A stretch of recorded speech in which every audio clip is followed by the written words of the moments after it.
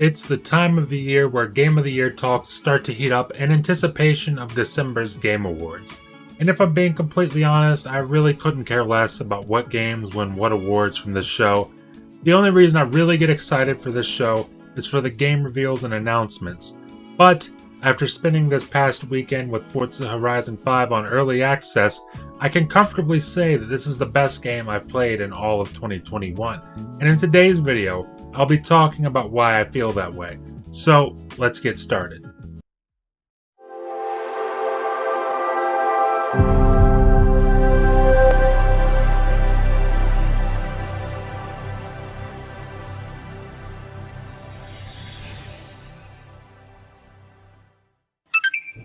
First up, I want to congratulate Playground Games on the release and success of Forza Horizon 5. Playground has done nothing but continuously prove that they are one of the top studios in the industry, and as you might expect, Forza Horizon 5 only raises the bar on what to expect from an open-world racer. The success is absolutely well-deserved for Playground Games, and I know I said I don't care about the Game Awards this year, or any year for that matter, but I think it'd be an absolute shame if Forza Horizon 5 wasn't at the very least nominated for a chance to win Game of the Year. But what I really want to talk about is why I think that Forza Horizon 5 is the best game that I've played all year. Because I understand for a lot of people that's a bold claim.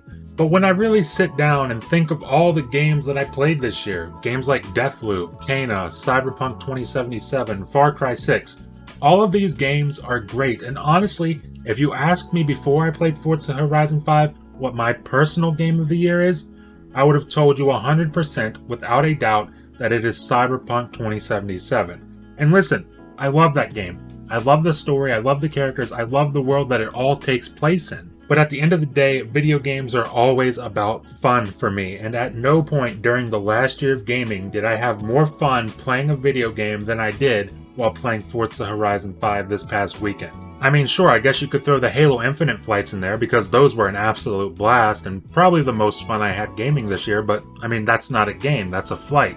We'll see when the game releases. Because I'm talking about starting Thursday night, I was in a party chat every night with my friends playing Forza until like 3 or 4 a.m. I mean, this game is absolutely addicting in nearly every aspect. But I feel like that's easy to say for a lot of games, but I think I want to go over why I'm enjoying it so much and what makes it stand out from all the other Horizons that came before it. And up first is the environment. I mean, the Mexican backdrop really suits that festival racing style feel that Horizon is known for. And listen, I really love Forza Horizon 4, but if we can be completely honest, that environment wasn't very diverse at all. The England backdrop was a lot of grass, rocks, mountains, and a little bit of dirt. Whereas Mexico offers up a very diverse map where you can go from tearing through a jungle to driving along beaches and ripping through the sand or roaring down the side of an active volcano. The game is absolutely stunning to look at, no matter where you are on the map, and don't even get me started on the weather effects in this game. Wind actually looks forceful as trees sway back and forth. The rain effects look better than they ever have, which is kind of crazy to say considering how good they looked in Horizon 4. And the sandstorms are absolutely awesome. And I really love how the weather is truly dynamic. So you could be driving along and see a sandstorm in the distance and think nothing of it, but within a minute that thing could be right on top of you, and it adds a really cool dynamic to the races and the general navigation of the map. And up next, I want to talk about drifting. Drifting is hands down my favorite thing to do in any Forza Horizon game. And 5 makes it feel better and more rewarding than ever before. I mean, you think of the drifting you could do back on Forza Horizon 4, and it was pretty much what you'd expect. Cars felt snappy and responsive when you turned into drifts, whether you're using all-wheel drive or rear-wheel drive, and if you're expecting that to be the case here, Horizon 5 certainly doesn't disappoint in that regard. I'll say that drifting feels more accessible for people who aren't used to it, and it offers a bit more challenge for the people who are used to it in the series. It doesn't feel like you can just smash down the gas on a drift and ride your way through it like in previous games. It feels like there's a bit more strategy, especially with rear-wheel drive vehicles, and what's really cool is that they've actually added drift tires made specifically for drifting in Horizon 5, which is something I thought was sorely missing from previous entries in the series. But with all that being said, I don't think we can talk about drifting without mentioning drift zones. Drift zones have been a fan favorite in the series ever since their introduction in Forza Horizon 3. And if you're someone who liked the Fortune Island Needle Climb drift zone from Forza Horizon 4, then you're going to be absolutely ecstatic when you find the Cara Este drift zone in Horizon 5. It runs exactly 4 miles in length down the side of the Gran Caldera volcano, and this is genuinely my favorite drift zone in the series to date. But by now I'm sure you're all thinking, well, that sounds nice, but what if I don't want to drift or care about drifting?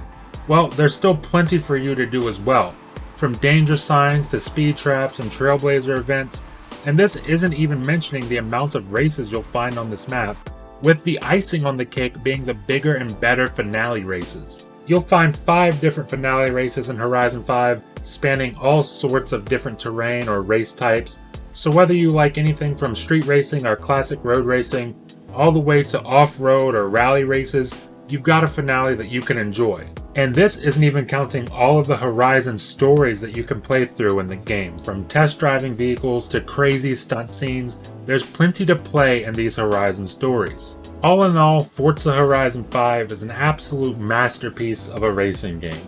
It once again takes the bar that was set by Forza Horizon 4 and raises it even higher. I mean, coming into this game, I was expecting to have fun. I was expecting to be impressed by the visuals, and I was expecting some new vehicles and a banging soundtrack. And what's great is that not only did this game meet my expectations, but it surpassed them in just about every way imaginable. And I gotta say, I was already excited for Fable, but seeing as this game is made on a cross-generation iteration of the Forza Tech engine, I'm more excited than ever before to see what Playground Games can do on the next-gen Forza Tech engine for both Fable and the next Horizon game. But until then, I'll just sit back, relax, and drive off into the horizon of Mexico in this wonderful game. But what do you guys think? I plan on having this video out on Horizon 5's official release date of November 9th, so hopefully you folks will have had a bit of time to explore Mexico, and if you have already dipped your toes into this game, let me know what you're thinking. Has it lived up to your expectations? What surprised you? And if you feel disappointed by any aspect of the game, then let me know about that as well. I'm always open for discussion when it comes to gaming, so leave a comment below and let me know what you're thinking, whether it's good or bad. Leave a like if you liked the video, and please remember to hit that subscribe button if you're enjoying the content, and ring the bell if you want to stay up to date on all my latest videos. Thank you for watching, and I'll see you in the next video.